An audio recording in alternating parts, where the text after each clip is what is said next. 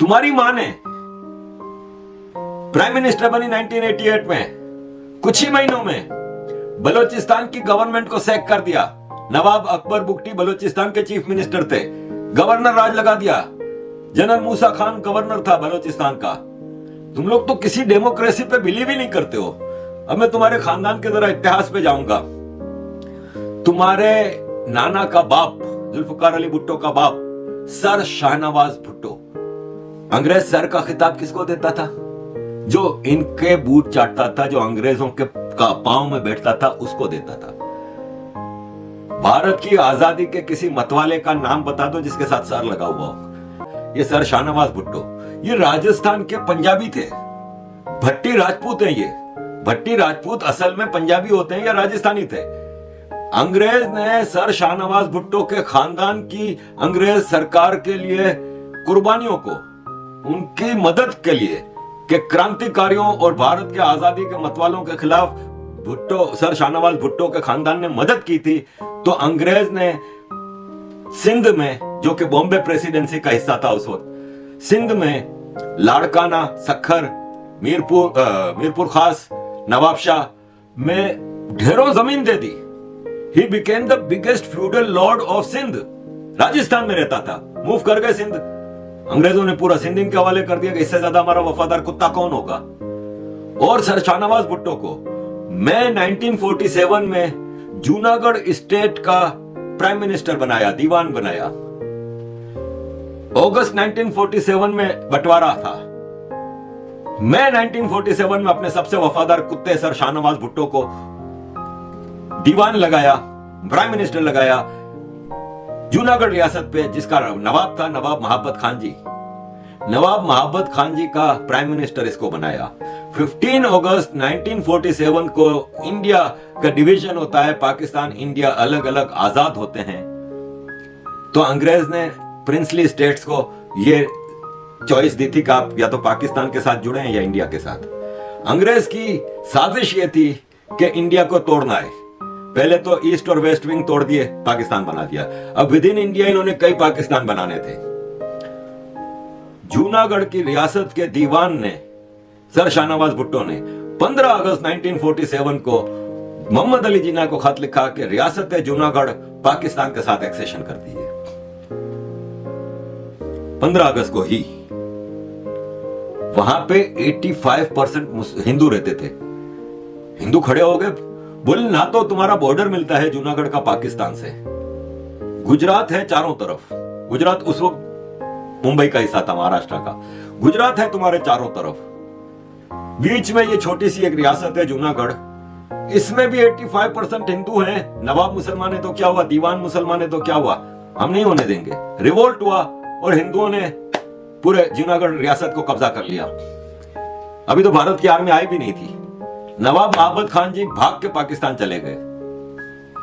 दीवान sir Shahnawaz Bhutto भाग के सिंध चले गए, इनकी जागीर थी वहां पे।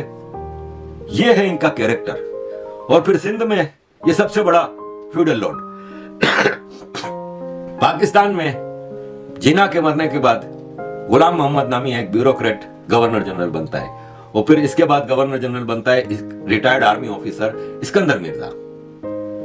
इस्कंदर मिर्जा सर शाहनवाज भुट्टो का खास दोस्त था। वो सिंध में शिकार करने आता था जंगलों में, इसकी सर शाहनवाज भुट्टो की जमीनों पे। वहां पे सर शाहनवाज भुट्टो ने अपने बेटे जुल्फकार अली भुट्टो का इंट्रोडक्शन कराया। और मैं एक बात और यहां पे याद आई है तो बता दूं कि सर शाहनवाज भुट्टो, जैसे कि आज सिंध में हिंदू लड़कियों को बाय फोर्स कन्वर्ट कर दिया जाता है और फिर शादी कर दी जाती है जो अगवा करता है उससे, इसी तरह जुल्फकार अली भुट्टो के बाप सर शाहनवाज भुट्टो ने भी एक हिंदू लड़की लक्ष्मीबाई को मुसलमान करके उससे शादी की थी। अगर बिलावल समझता है कि इसका खून जो है वो मां के उससे चला है, तो हिंदुओं का खून है। वो बेचारी को कन्वर्ट किया गया था भुट्टो की मां को। तो जुल्फकार अली भुट्टो का इंट्रोडक्शन इस्कंदर मिर्जा से कराया इसके बाप सर शाहनवाज भुट्टो ने कि ये मेरा टैलेंटेड बेटा जाहिर है जागीरदार का बेटा था, कैलिफोर्निया की यूनिवर्सिटी, ऑक्सफोर्ड यूनिवर्सिटी इधर से पढ़ के आया था, लॉयर था। और एक और बात बता दूं, याद आई है तो, कि 1947 में जुल्फकार अली भुट्टो मुंबई में ही था। वो नहीं किया पाकिस्तान, इसलिए कि इनकी जमीनें थी। उस वक्त जो इंडिया आजाद हुआ था तो इंडिया के अंदर इनकी जमीनें थी, तो इसने जमीनें बेचने के लिए वहां पीछे रुका रहा। तो मुंबई हाई कोर्ट में, कहीं से आपको गूगल पे से ये डॉक्यूमेंट मिल जाएगा, मुंबई हाई कोर्ट में जुल्फिकार अली भुट्टो ने एक एफिडेविट जमा कराया था कि मैंने पाकिस्तानी नेशनलिटी नहीं ली, मैं इंडियन नेशनल हूं। सारी जमीनें बेचने तक वो इंडियन नेशनल रहा है।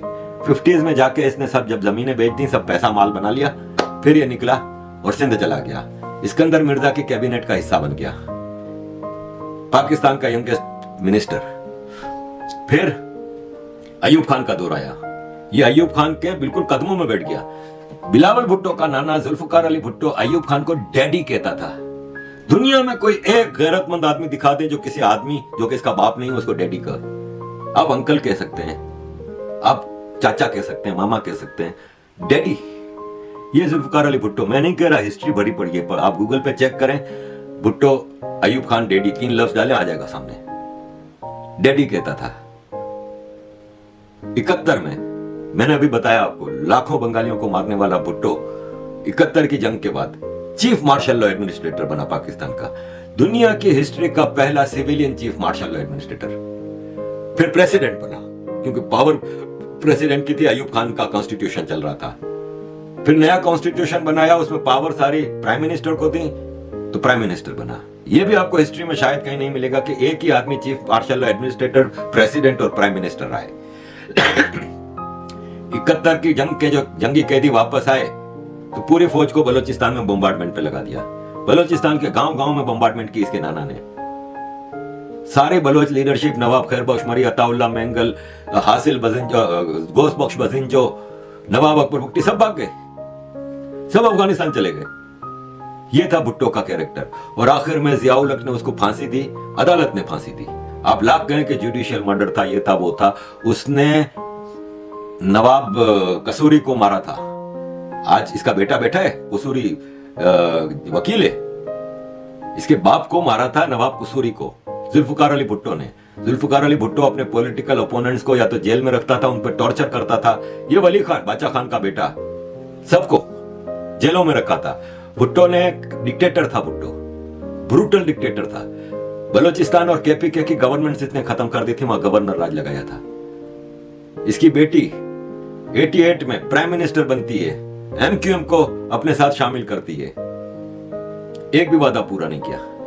एमक्यूएम ने गवर्नमेंट से निकल गई, नवाज शरीफ से मिल गई, बेनजीर की हुकूमत टूट गई। 93 में ये प्राइम मिनिस्टर बनती है बेनजीर भुट्टो, दूसरी बार। इसने कराची में, सिंध के शहरी इलाकों में ऑपरेशन शुरू किया। 25,000 मुहाजिर जवान मार दिए। इसकी तकरीर ऑन रिकॉर्ड पड़ी हुई है बेनजीर भुट्टो की, जिसमें इसने मुहाजिरों को चूहा कहा था। इतनी तो इसको नफरत थी मुहाजिरों से। ये थी इसकी मां बेनजीर भुट्टो। 96 में इसकी मां की गवर्नमेंट इसके अपने हैंडपिक प्रेसिडेंट फारूक लगारी ने करप्शन की बुनियाद पर तोड़ी थी। 2 वजूहात पे, करप्शन और कराची में ऑपरेशन मुहाजिरों के खिलाफ, कत्लेआम, एक्स्ट्रा जुडिशियल किलिंग।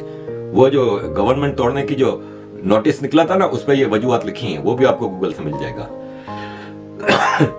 जब ये पहली बार प्राइम मिनिस्टर बनी थी 88 में, तो इसका बाप बिलावल का, आसिफ जरदारी, मिस्टर 10% मशहूर हुआ था। हर चीज में 10% इसकी कमीशन बंदी हुई थी। एक मशहूर केस है, गुलाम हुसैन अन्नड़, गूगल में डालिएगा।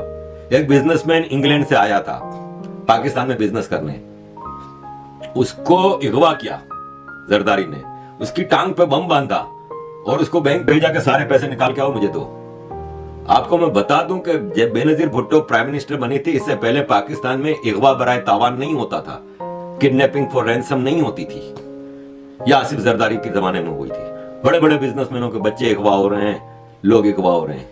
ये डाकू आसिफ जरदारी की गवर्नमेंट में।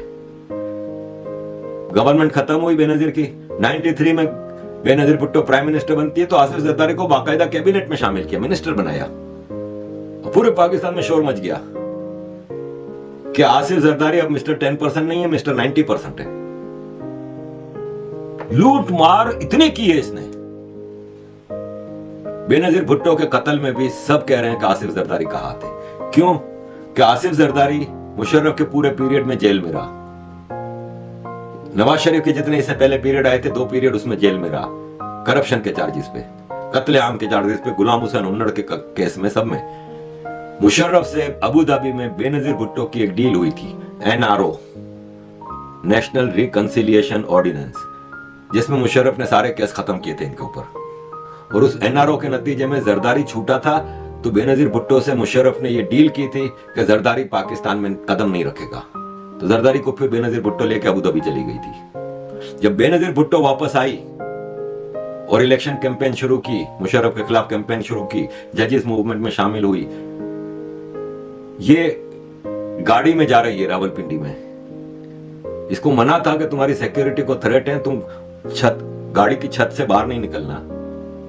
तो जरदारी का फोन आता है इसको गाड़ी में अबू धाबी से कि पब्लिक तुम्हारे को वेव करने के लिए तरफ रही है, तुम कम से कम थोड़ा ऊपर बाहर निकल के गाड़ी में से हाथ तो हिला दो। जैसे ही बाहर निकली गोली लगी, जैसे ही गोली लगी जरदारी अगली फ्लाइट से करा पाकिस्तान। वो दिन है 27 दिसंबर 2007 और आज 2022, 15 साल हो गए। जरदारी एक दिन भी जेल में नहीं रहा। इसने आर्मी से डील कर ली। मुशर्रफ जरदारी ने मिलकर बेनजीर भुट्टो का सफाया कर दिया।